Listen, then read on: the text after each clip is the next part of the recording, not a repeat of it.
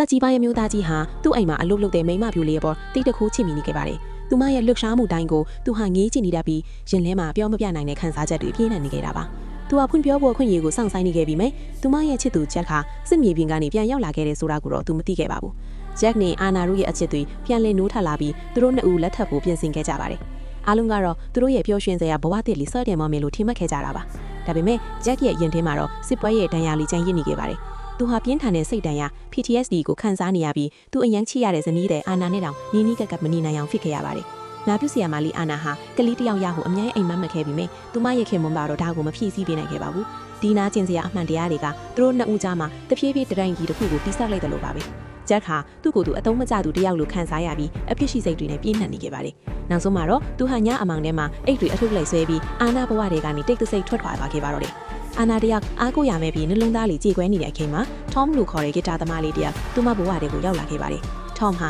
အာနာကိုအချစ်တချင်းပြီးချိုးသွားတဲ့စကလုံးလေးနဲ့နှစ်သိမ့်ပေးခဲ့တာပါ။ဝမ်းနည်းမှုဒီကြားမှာအာနာဟာ Tom ရဲ့အချစ်ကိုလက်ခံလိုက်ပါတယ်။ဒါပေမဲ့သူတို့နှစ်ဦးရဲ့အချစ်တင်လေးဟာအချိန်အကြာကြီးမတည်မြဲခဲ့ပါဘူး။